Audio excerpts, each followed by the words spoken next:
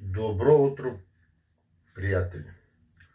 Искам днеска да ви демонстрирам едно мое преживяване, което се случи предишната нощ. Както знаете, аз се занимавам с алтернативно лечение и в момента изпитвам едно електростатично одеяло, на което всяка вечер си прави сеанс от по 3 часа. Значи, това е моя креват, на което се намира това одеяло. Тази вечер, както обикновено, си правих пак сеанса. До мен има една нощна лампа, която се включва и изключва, всичко нормално. Работи. Вечерта по време на сеанса забелязах, че в стаята свети, а аз неволно бях докоснал лампата, както тя не работи и в случая тя светише. Значи нещо ето е такова се получава. Ето. Значи, сега работи, изключвам я. За достоверност ще отвием. Това е стандартна LED кружка.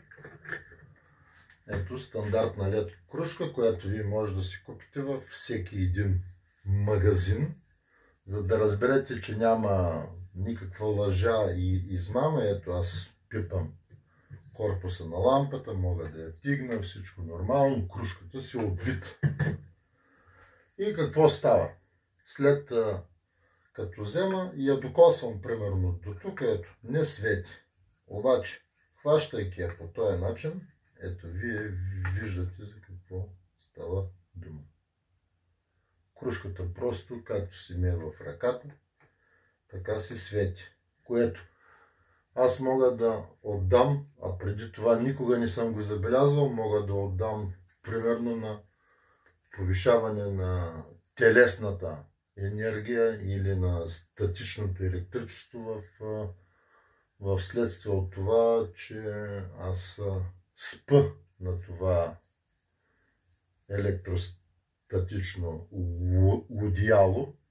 Наистина всичко е много интересно. Ще продължа да го изследвам и да ви информирам за всичко, което ми се случва. Ето, забележете пак. Отново. Значи, кружката си е на 220 волта. Стандартна кружка. Пак е казвам. Няма нищо. Ето, хващам ги. Няма никакъв проблем. Но в случая, когато кружката е тук, ето тя свети.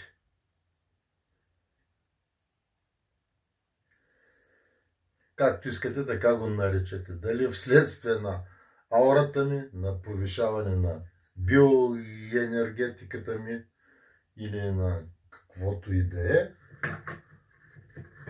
Там друго, но това е факт. Неоспорим. Ето, завиваме, свети си, изключена е и така.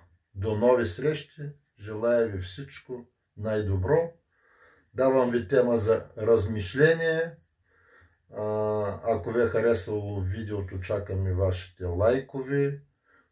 Желаем да се абонирате за канала ни, за да бъдете първи, които ще видите това, което предлагаме.